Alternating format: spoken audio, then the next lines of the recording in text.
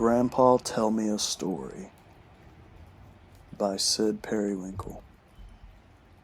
Story based off of the true story of the Oklahoma Girl Scout murders.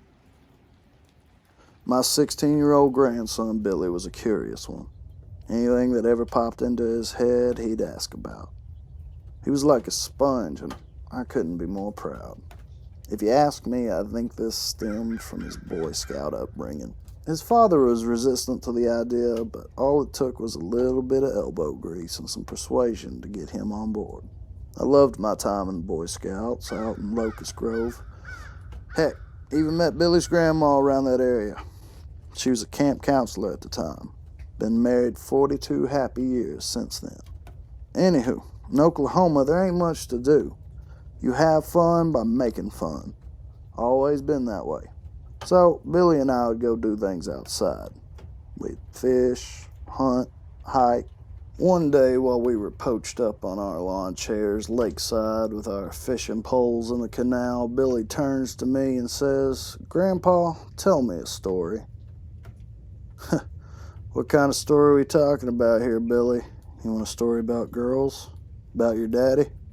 "No, Grandpa, I want something scary or exciting to tell the troop. All the guys have these awesome stories, and all I ever get to tell them about is the time I nabbed that whitetail last summer.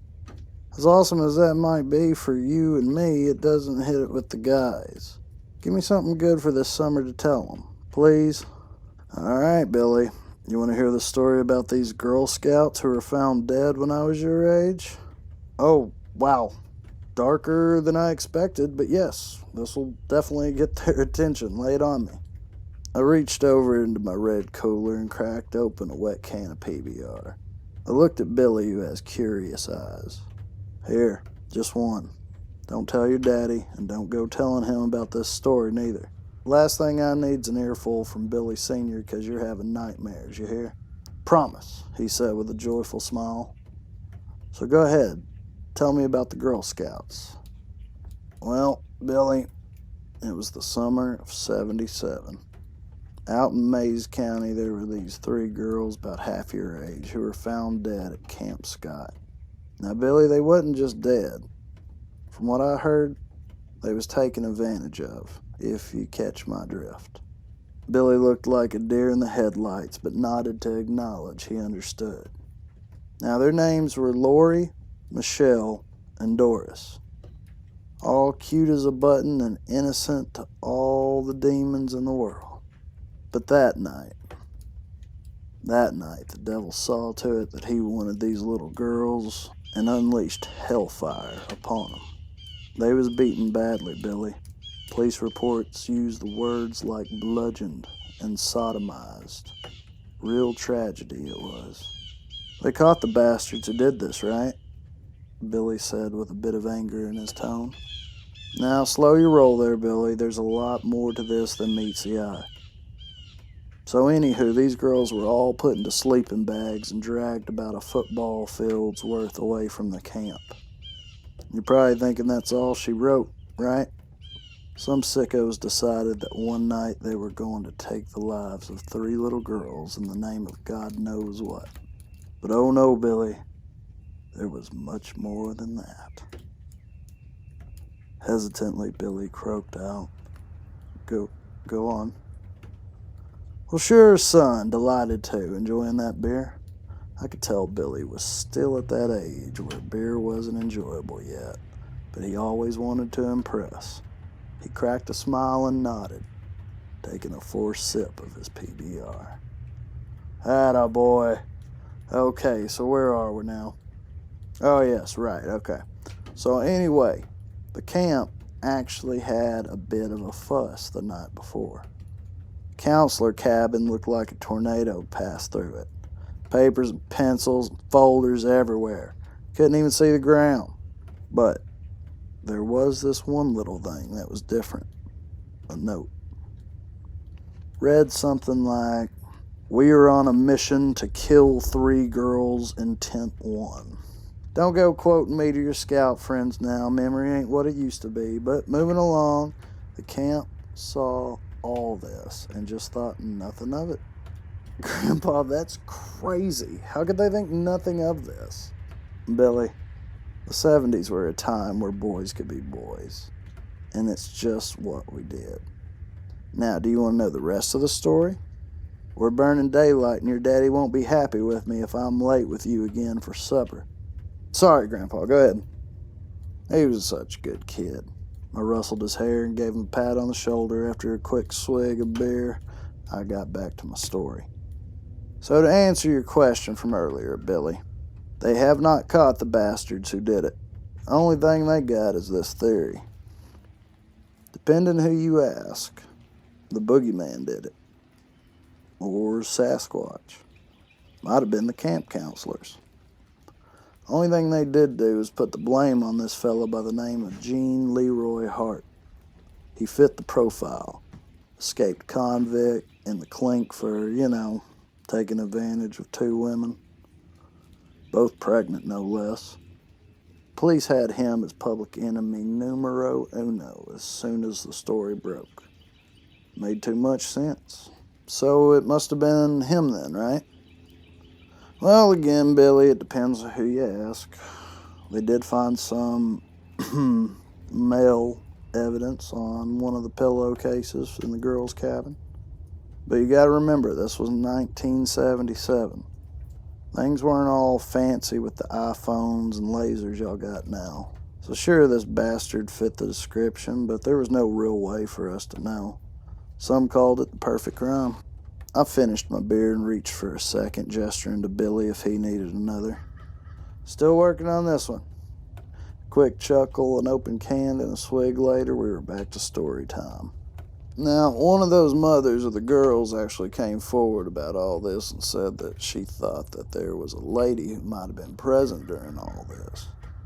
In 77, a woman doing something like this was unheard of, ungodly, especially in the holy state of Oklahoma.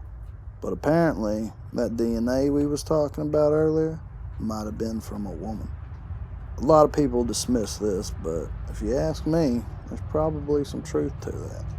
What makes you say that, Grandpa? Look, I ain't pretending to know the difference between an ass and a hole in the ground, but what I do know is this. Women make men do some crazy things, Billy. Crazy things. If a man loves a woman hard enough and that love burns bright enough, ain't nothing that man won't do for his woman. So a man meets a woman and she decides she wants the man to kill 3 little girls? For what? Was that just her thing? What kind of woman would do such a thing? You see, Billy, that's the thing. We just don't know. Hell, we don't even know if it was a man and a woman yet. Who says they weren't your age? Madly in love, wild and free.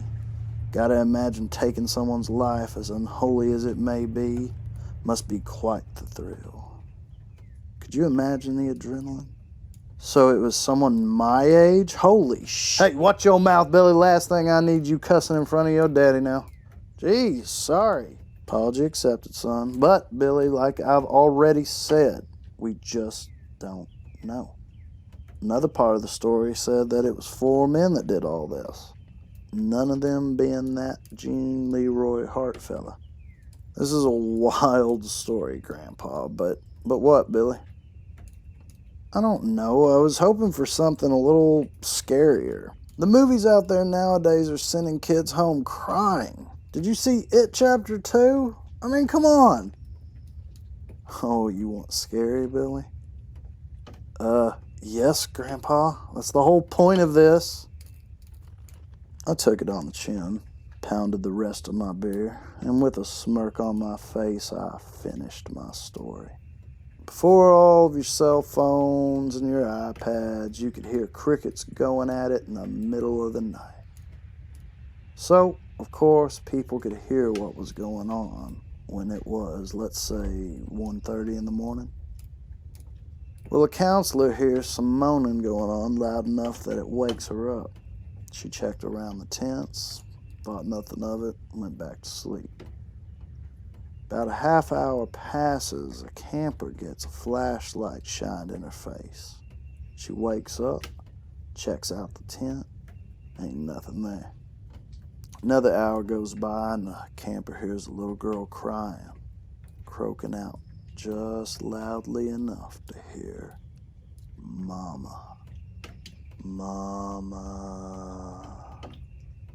Mama." At this point, I got Billy on the ropes now. There are certain sounds that were made for the ears of the ungodly. The sounds that were heard that night, Billy, were as ungodly as they come. There was a pop that would shake a pastor to his core. Blood soaked everything in that tent, a sight that would make the wicked smile. Billy looked like he was going to be ill. Okay, you made your point, Grandpa. God, that story is going to be a hit this summer. Glad to hear it, Billy. How about you finish that beer we had home for supper? Billy chugged his beer, or should I say attempted, and we packed our stuff up, loaded up the truck, and headed on home. We pulled into the driveway, which was empty to our surprise. We walked in to see my beautiful wife cooking supper, house smelling of homemade chili. Did y'all have a nice time? Sure did. Don't tell Billy Sr., but I gave Billy Jr. here his first beer. Nearly made him puke his lunch out. Stop it, Grandpa. I got up chuckling, rubbed his hair, walked over to my wife, and gave her a kiss. Grandma, can I ask you something? Well, sure, hon. What's on your mind? Does it,